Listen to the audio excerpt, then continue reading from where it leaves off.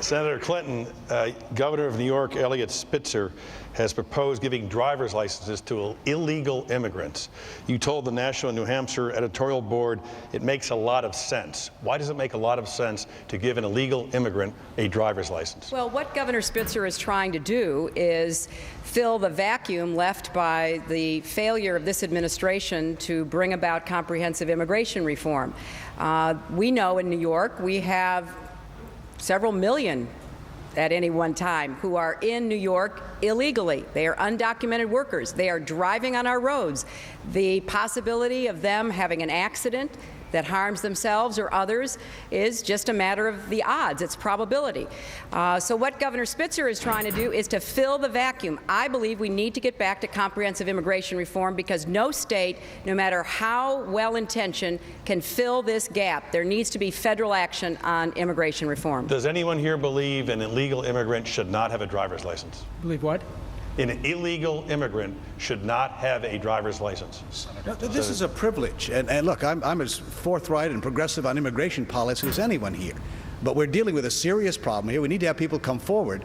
The idea that we're going to extend this privilege here of a driver's license, I think, is troublesome. And I think the American people are reacting to it. We need to deal with security on our borders. We need to deal with the attraction that draws people here. We need to deal fairly with those who are here. But this is a privilege. Talk about health care, I have a different opinion. That affects the public health of all of us. But a license is a privilege, and that ought not to be extended, in my view. Well, Senator, I just want to add, I did not say that it should be done, but I certainly recognize why Governor Spitzer is trying to do it. And we have failed.